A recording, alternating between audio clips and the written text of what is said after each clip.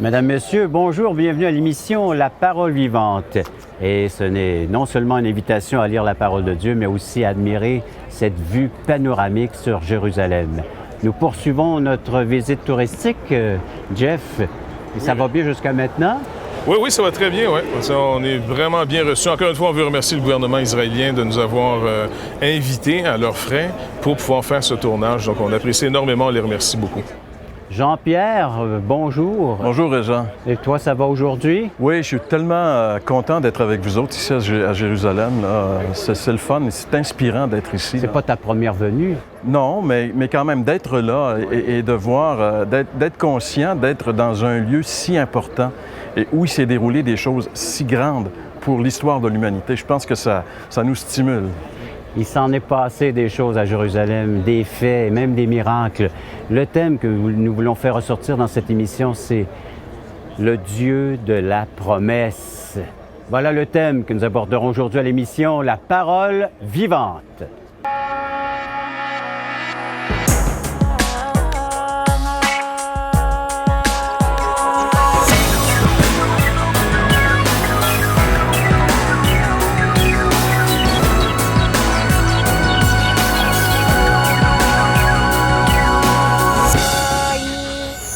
Le Dieu de la promesse, on peut en parler longuement ici avec cette vue que nous avons derrière nous.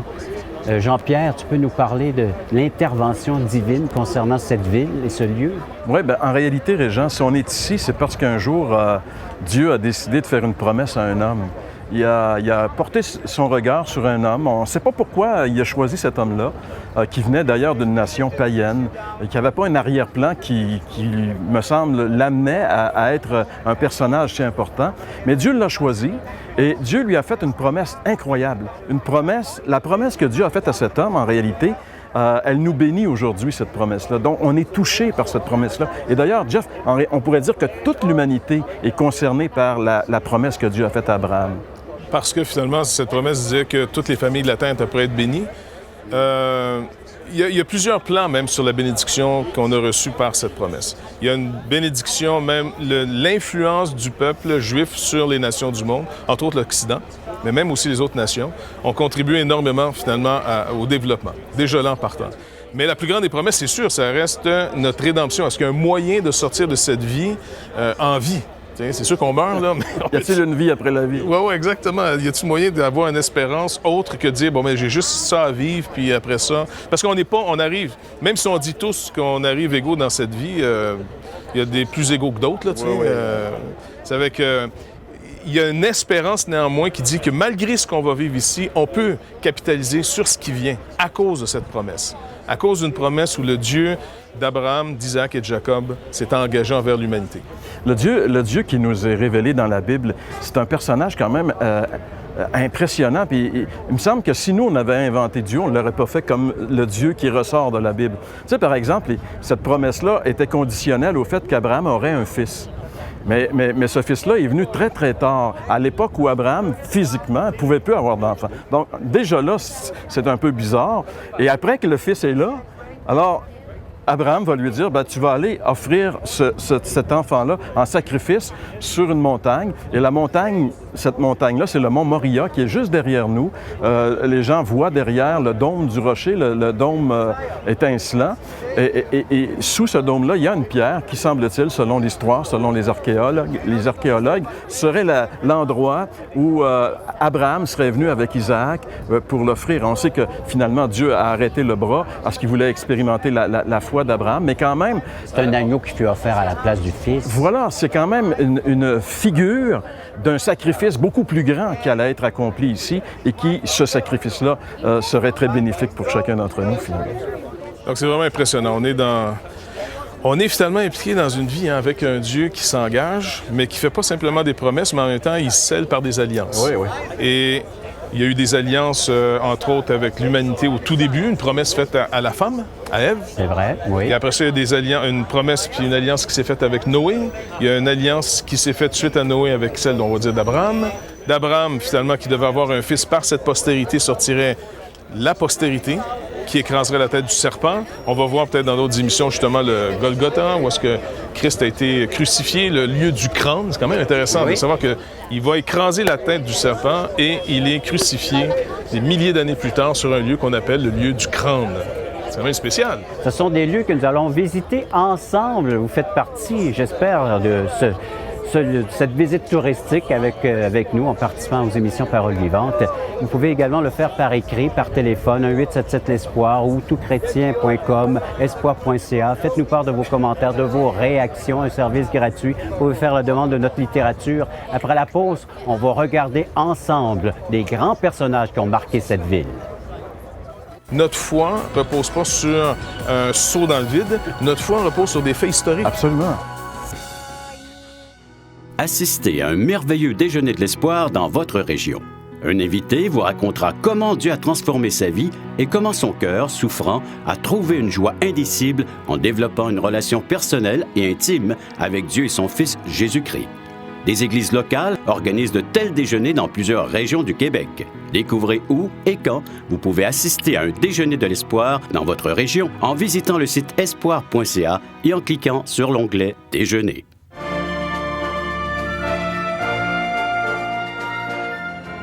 Le Dieu de la promesse, oui, ce livre est rempli de promesses. J'ai une Sainte Bible entre les mains, alors c'est la parole de Dieu.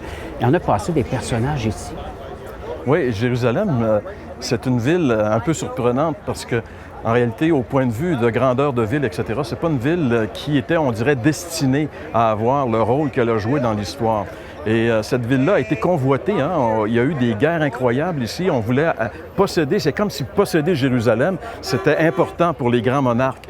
Et un des plus grands personnages de l'époque, qui s'appelait Nabuchodonosor, l'Empire babylonien, est venu ici pour conquérir Jérusalem. Les murs qu'on voit derrière nous ont vu vraiment des armées ici combattre. Ils ont vu le feu, il y a eu du sang ici, il y a eu des morts. C'est une ville qui était beaucoup convoitée. Et c'est une ville qui a vu les grands hommes venir auprès d'elle. Je pensais à cette femme, la reine de Séba, qui est partie d'Éthiopie pour venir voir Salomon, pour voir son royaume. J'avais entendu parler de la réputation. Parce qu'en réalité, l'âge d'or de l'histoire biblique du peuple juif, c'est l'époque de Salomon, où le règne était très, très grand, selon la promesse, justement, que Dieu avait faite à Abraham. Salomon régnait sur un grand empire ici, et lui-même était un personnage où les gens venaient le voir pour entendre sa sagesse et voir aussi les richesses qu'il avait. Donc, Jérusalem est devenu un centre d'attraction, mais tout ça est toujours relié par la bénédiction de Dieu. Dieu bénit Salomon, les gens viennent vers lui. Dieu bénit, mais aussi, l'inverse est vrai. Parce que Dieu, à un moment donné, maudit Jérusalem. Et là, Nebuchadnezzar vient. Un autre personnage vient, pas pour la bénédiction cette fois-ci, mais vraiment pour la malédiction. C'est quand même intéressant de voir parce qu'ici, il y a eu des déportations. C'est ça, il y a eu les Babyloniens, les Mèdes, les Perses, les Grecs, les Romains. Mais parle-nous-en davantage, Jeff, de ces personnages qui ont marqué l'histoire de Jérusalem. Peut-être à cause du lieu stratégique d'Israël, on sait que c'est entre deux grands empires. L'Égypte, qui est juste ici à la frontière, et Babylone et la Syrie, qui était juste aussi à l'autre frontière, qui est toujours en passant une tension entre les deux. Israël est toujours On est en tension ici. Et puis en même temps, c'était un passage obligé.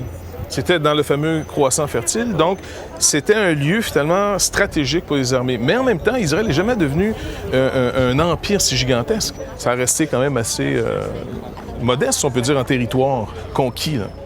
Mais l'influence d'Israël était surtout par ce qu'Israël vivait. L'implication que Dieu avait avec ce peuple et la réponse que le peuple avait avec Dieu. Les instructions, on oublie que les instructions dans l'alliance, par exemple, de Moïse, étaient tellement avant-gardistes que jusqu'à aujourd'hui, par exemple, la quarantaine, ça a été trouvé il n'y a pas longtemps. Je veux dire, avant, les gens mouraient d'épidémie, on ne savait pas comment isoler. Ici, déjà dans l'Alliance de Moïse, on avait des règles d'hygiène, on avait des règles de quarantaine, on avait finalement même des règles de nourriture et des règles étranges, des drôles de règles aussi, qui servaient simplement à isoler Israël. Mettre autour de ce peuple une frontière, on pourrait dire même une clôture, pour qu'Israël soit distinct des autres nations du monde. Et pourtant, on a détruit les murailles, on a détruit les temples, on a déporté les Juifs, les Israélites. Et puis, la promesse demeure. On ne peut détruire cette promesse que l'Éternel a faite. Et non seulement la promesse demeure, mais malgré tous les malheurs qui sont tombés sur Jérusalem, on a autour de nous des gens qui viennent de partout dans le monde. C'est vrai, c'est rempli de touristes. Comme aujourd'hui. Oui, c'est ça. Et qui viennent ici. Jérusalem demeure cette source d'attraction. Il y a comme quelque chose ici qui est au-delà de l'humain. Tu sais, Jérusalem, c'est vraiment... Tu sais, un jour, Dieu a dit que c'était sa ville, tu sais, quand il a fait les promesses à Salomon. Si tu pries d'ici, je pense que dans la Nouvelle Alliance, on sait très bien que Dieu, il est partout, puis la Jérusalem céleste, etc. Mais il reste quand même qu'il y a comme une bénédiction spéciale, une saveur spéciale pour la ville de Jérusalem. C'est un peu incroyable. Bien, c'est un peu, je pense, comme tout ce que Dieu a touché ou s'est servi, même s'il a passé, on pourrait dire des fois pour nous, à une autre étape. On pense le fameux feu qui était descendu à la révolte de Corée, Dathan puis Abiram. Tu sais, il a été demandé d'amener finalement des encensoirs en or. Et puis là, ces hommes avaient été détruits par le feu de l'Éternel. Mais le Seigneur avait demandé de récupérer finalement les encensoirs qui étaient en or parce qu'ils avaient été touchés, d'en faire des lamelles et ils étaient gardés. Et c'est comme si Israël aujourd'hui, puis entre autres Jérusalem, justement avec tous les touristes qui viennent de partout dans le monde entier, c'est resté encore un point de repère historique. Notre foi ne repose pas sur un saut dans le vide. Notre foi repose sur des faits historiques. Absolument. Et c'en est un exemple ici. Mais le Seigneur l'a dit, hein, il dit « Ils détruiront, mais mes paroles, elles subsisteront éternellement. » Cette promesse s'est accomplie ici, derrière nous. C'est là qu'il y a eu On parle beaucoup l'accomplissement. d'alliances là, dans les émissions qu'on fait ici. Une alliance comporte toujours un papier qui est signé en réalité. C'est ça qui fait preuve. Hein? C'est-à-dire un contrat, une hypothèque ou quoi que ce soit, un contrat d'achat de maison. Mais en réalité, il y a l'alliance que Dieu a faite avec l'homme, c'est incarné dans l'histoire et dans la géographie. Et quand on est ici, on est dans le lieu de l'alliance. C'est pour ça que c'est fort aussi la présence de Jérusalem. Et parlons du personnage par excellence, Jésus. Il a marché, C'est le plus grand il a pleuré, il a souffert. Oui, c'est ici que ça s'est passé. Et c'est ici. La transaction la plus grande, justement, tu parles de transaction, bien, c'est ici que ça s'est payé. Parce que même si les grands rois, les grands chefs, on parle d'alliance, on parle de traité de paix, ou on parle du fait d'être déclaré juste, parce que la promesse fait aussi partie de cette déclaration de justification de la part de Dieu à l'égard d'un peuple pécheur dont nous sommes. Oui, en réalité, je veux dire, on parlait des grands personnages de l'histoire, mais le plus grand, en tout cas en ce qui me concerne, le plus grand personnage de l'histoire, c'est Jésus. Et il est venu ici. On est sur le mont des Oliviers. C'est un endroit privilégié dans la vie de Jésus. On sait que juste derrière, Béthanie, Jésus vivait là avec la famille de Marie, Marthe et Lazare. Il passait, lorsqu'il partait de cette maison pour descendre au temple, il passait juste ici à côté de nous. On va aller dans ce chemin-là un petit peu plus tard dans d'autres émissions. Et donc, c'est un lieu, en réalité, c'est un lieu familier pour Jésus, là où on est présentement. Et ça nous rappelle, juste ça nous rappelle que, tu sais, Jésus a vraiment existé. C'est pas un mythe, c'est pas un personnage inventé par la religion pour faire une religion. C'est un personnage historique. Les historiens ont parlé de lui. Et il y a des découvertes archéologiques ici en Israël qui ont confirmé que Jésus a traversé l'histoire de l'humanité. Puis on peut remercier Dieu que Jésus ait traversé l'histoire de l'humanité parce que ça a été la plus grande bénédiction pour chacun d'entre nous. Et pour les gens qui nous écoutent aussi, ça peut devenir pour eux la plus grande bénédiction. On va justement les inviter à réagir suite à ces propos. Vous pouvez le faire en composant 877 l'Espoir, c'est le numéro de téléphone disponible en tout temps, ou visiter nos sites espoir.ca, toutchrétien.com. Vous pouvez nous écrire via vos courriels, nous faire part de vos commentaires, des questions que vous aimeriez nous poser. On va y trouver les réponses dans les Saintes Écritures, dans cette parole vivante, un service gratuit que vous est offert. Après la pause, on regarde ensemble l'accomplissement de la promesse de Dieu. Donc, comme tu rappelais tout à l'heure, notre justice, elle est en dehors de nous. Elle n'est pas un moyen par une nouvelle alliance ou du judaïsme amélioré. Elle n'est pas un moyen pour parvenir à ce salut. Voulez-vous combler le vide dans votre âme? Avez-vous soif d'une sérénité intérieure? La souffrance de votre cœur vous lasse-t-elle? Appelez dès maintenant pour recevoir gratuitement un évangile de Jean pour connaître l'amour de Dieu, un Nouveau Testament pour trouver des réponses à plusieurs de vos questions, le livre Destination finale pour comprendre la nécessité du salut et finalement la Bible et le salut qui nous explique comment recevoir Jésus. Contactez-nous à espoir.ca ou composez 1-877 l'Espoir.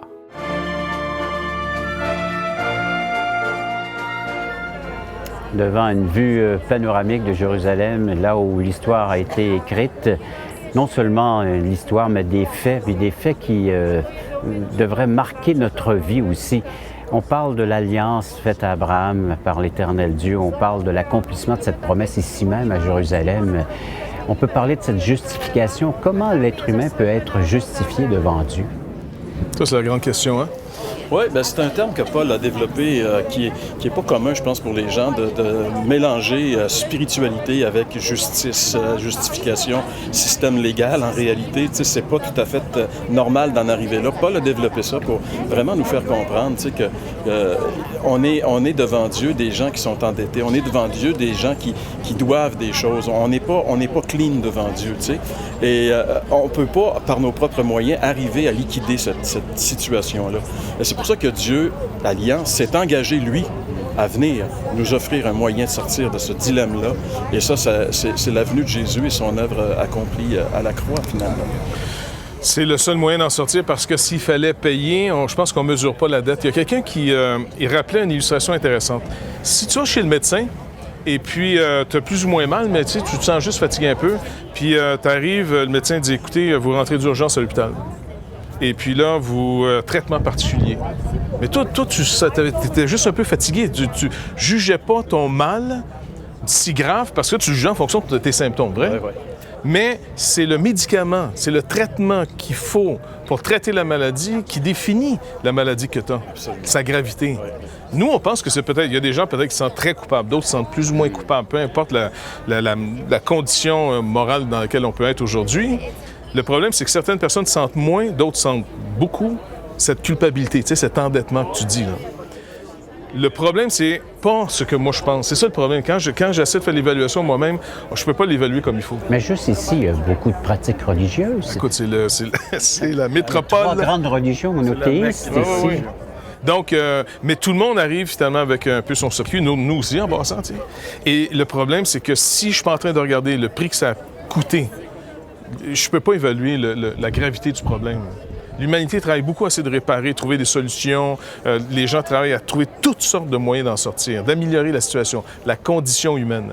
Mais le problème, c'est que ça ne semble pas avoir un effet si grand sur la nature humaine. Et c'est la nature humaine qui est le problème, peu importe où on la place. On est tellement affecté que Dieu dit lui-même, dans tout le début de la Bible, tu ne peux même pas rentrer dans le jardin. Pas que le jardin n'est pas suffisant, il était suffisant, mais la nature humaine étant ce qu'elle est devenue maintenant, on serait dans le meilleur environnement du monde, à moins qu'on soit né de nouveau, à moins qu'on ait une nouvelle nature. On ne peut pas revenir à l'état dans lequel on était. Je comprends bien, Jeff, ce que tu es en train de nous rappeler, c'est que l'ampleur de la catastrophe qui s'est passée dans le Jardin d'Éden, pour bien comprendre ce qui s'est passé là, il faut regarder à la croix. Exactement. Le prix qui est payé pour régler ce problème. Si ça a pris, selon les Écritures, le Fils unique de Dieu qui s'incarne, qui vit une vie sous la loi, ça a pris finalement toutes ces alliances que Dieu a établies pour montrer, pour essayer de fixer, faire comprendre la gravité du problème. Et de réaliser que ça a coûté la vie du Fils unique de Dieu. Et puis tout ce que subit. Écoute, si on ne comprend pas ça, on ne comprend pas dans quelle misère on se trouve aujourd'hui. Absolument. Et c'est là le drame. Donc un peu de religion ne change rien. La religion, en passant, ça reste toujours un moyen d'essayer de gagner sur Dieu, comme un jeu d'échecs. En réalité, Dieu joue aux échecs avec lui-même. Et il s'est donné la victoire en Jésus-Christ pour nous. Donc comme tu rappelais tout à l'heure, notre justice, elle est en dehors de nous. Elle n'est pas un moyen par une nouvelle alliance ou du judaïsme amélioré. Elle n'est pas un moyen pour parvenir à ce salut. C'est comme, tantôt, on parlait justement de ce système que Paul lui-même explique. Quand dans l'Épître aux Philippiens, lorsqu'il dit qu'il ne veut pas se présenter devant Dieu avec sa propre justice qui vient de la loi, mais celle qui vient de la foi. Il y a comme deux possibilités de justice. La justice qui vient de la loi, on pourrait dire, c'est que tous les systèmes religieux sont basés sur... Tout ce qu'on peut faire. Tout ce qu'on peut faire, selon notre code de loi, selon notre religion. Il nous a donné un code de loi. Alors, on essaie de gagner notre ciel, pour l'expression que les Québécois connaissent bien. Et quand on arrive dans l'Évangile, on est un peu désaxé parce que là c'est plus pareil, c'est plus les mêmes paramètres. Là. Tout est accompli. Je veux dire, il n'y a plus de condamnation pour ceux qui sont en Jésus-Christ. C'est surprenant, ça, jusqu'à un certain point. Autant on peut dire la catastrophe du Jardin d'Éden est grande, mais l'œuvre de Christ, c'est tellement grand que ça nous étourdit aussi quand on réfléchit à ça. C'est extraordinaire. Quand Jésus dit « Celui qui croit en moi a la vie éternelle », je veux dire, juste cette phrase-là, si on s'arrête et on réfléchit réfléchi un peu là-dessus. C'est gros. Je veux dire, c'est incroyable. Ah, ouais. Là, vous êtes en train de nous dire que oui, il y a eu des grands personnages qui ont passé ici, mais le plus grand des personnages, c'est Jésus. Tous les grands personnages qui sont passés ici, ça a coûté la vie de ceux qui ont résisté contre lui. Tandis que le plus grand des personnages a donné sa vie et il envoie une armée de gens qui meurent pour la vie des autres. Tandis que ce que le monde offrait, c'est qu'on tue si tu ne veux pas accepter ce qu'on te donne. Alexandre le Grand, les Césars, peu importe, ça a coûté des millions de vies humaines. Ça continue à coûter des millions de vies. Et puis il y a d'autres guerres qui, plus récentes, ont marqué aussi. Ah oui. Personne, on n'y échappe pas. Le 20e siècle se croyait à l'abri, mais ça a été catastrophique au niveau des guerres. Donc c'est vraiment le plus grand personnage et c'est pour donner sa vie afin qu'on ait la vie qu'il est venu. À vous maintenant de nous faire part de vos commentaires, de vos propos. Écrivez-nous un petit mot via Internet. Appelez-nous à 1-877-LESPOIR ou visitez nos sites espoir.ca, touschrétien.com. Après la pause, on revient avec le mot de la fin, la conclusion, comment vous pouvez bénéficier de cette déclaration d'être déclaré juste selon Dieu. Vivre en fonction que cette promesse, elle est réelle. Voilà. Puis cette œuvre qui a été accomplie ici, elle est finalement ouverte à tous, quiconque veut vienne. Lemomentdespoir.com est une capsule abordant des thèmes d'actualité à la lumière de la pensée de Dieu, diffusée aux heures de grande écoute sur les ondes des stations commerciales 93,3 et 102,9 FM. Si vous désirez poursuivre votre réflexion sur le sujet du jour, inscrivez-vous à un cours en visitant la page web lemomentdespoir.com ou en composant 1-877-LESPOIR.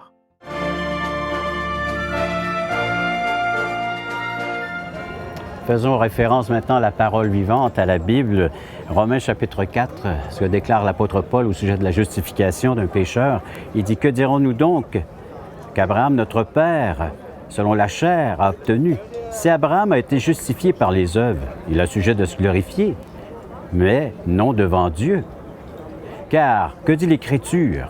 Abraham crut à Dieu, et cela lui fut imputé à justice. Or, à celui qui fait une œuvre, le salaire est imputé, non comme une grâce, mais comme une chose due. Et si celui qui ne fait point d'œuvre, mais qui croit en celui qui justifie l'impie, à la foi, par sa foi, lui est imputé à justice. » La justice, selon Dieu, ne dépend pas de ce que nous pouvons accomplir ou faire, mais ce que Jésus-Christ a accompli une fois pour toutes pour chacun d'entre nous. Et si vous voulez être déclaré juste devant Dieu, c'est en acceptant l'œuvre que le Christ a accomplie ici même, il y a plus de 2000 ans. Jésus-Christ qui est venu, qui a marché sur ces rues, sur ces pavés, ou d'autres fois, qui a pleuré, qui a agonisé dans le jardin de Gethsémani, et puis il a partagé ce qu'il avait de plus précieux pour lui, cette relation avec son Père, cette intimité avec Dieu. Il est venu nous l'offrir à nous, gratuitement. Cet homme juste, lui qui n'a jamais commis de péché, nous offre maintenant cette vie. Il est prêt à l'imputer, à la mettre sur notre compte, sur votre compte à l'instant même, si par la foi vous acceptez ce qu'il est, comme il est décrit, révélé dans les Saintes Écritures, et ce qu'il est venu accomplir pour nous et pour vous en particulier. Nous, un jour, on a dû reconnaître cela, on a dû recevoir cette justice de Dieu par l'œuvre qui a été accomplie une fois pour toutes à la croix. Il a monté ce mont avec ce bois sur ses épaules, il a été crucifié afin que nous puissions être déclarés justes. Quel don d'amour, quel privilège que nous avons aujourd'hui de pouvoir découvrir ensemble cette vérité qui est encore disponible, puis encore, elle peut produire cette justice sur le pécheur qui implore ce que Dieu offre présentement. Oui, le pardon, oui, la vie éternelle, mais surtout de devenir aujourd'hui une personne qui va pouvoir accomplir la justice de Dieu. La justice selon Dieu. De recevoir ce que Dieu nous offre. Tu sais, la Bible dit, Dieu n'a pas épargné son Fils, mais il l'a livré pour nous tous. Alors, je pense que le cadeau que Dieu nous fait, c'est en Jésus-Christ. Tout est fait en lui. Dieu a comme misé 100% sur son Fils. Et quand Jésus est venu ici, il a souffert, il a accepté d'aller jusqu'au bout parce que il savait que c'était l'ordre que Dieu, son Père, lui avait donné pour accomplir, justement, on parlait d'alliance, pour accomplir cette nouvelle alliance éternelle à travers sa mort à lui. Donc, il a fallu qu'il souffre énormément, qu'il endure ces souffrances-là. Et je pense que ça, c'est le don de Dieu. C'est la partie d'alliance que Dieu fait envers nous. Et tout ce qu'il nous demande à nous, c'est d'avoir le guts de croire que c'est vrai et de s'engager avec ça. Exactement, ouais. Croire, oser croire. C'est tout ce qui reste à faire. C'est tout. Ouais. Vivre en fonction que cette promesse, elle est réelle. Voilà. Puis cette œuvre qui a été accomplie ici, elle est finalement ouverte à tous. Quiconque veut vienne. Voilà. Oser croire. Paul va dire dans Galates, l'héritier de la promesse, c'est Jésus-Christ. Alors, à vous maintenant de placer votre foi, une entière confiance en celui qui peut faire de vous un héritier de la promesse de Dieu. Merci encore de votre participation à l'émission, Jeff et Jean-Pierre. Merci d'avoir été à l'écoute et de pouvoir maintenant réaliser que vous pouvez être déclaré, vous aussi, un être juste selon Dieu en mettant votre foi en celui qui l'a accompli en Jésus seul. Merci et à la prochaine émission de La Parole vivante.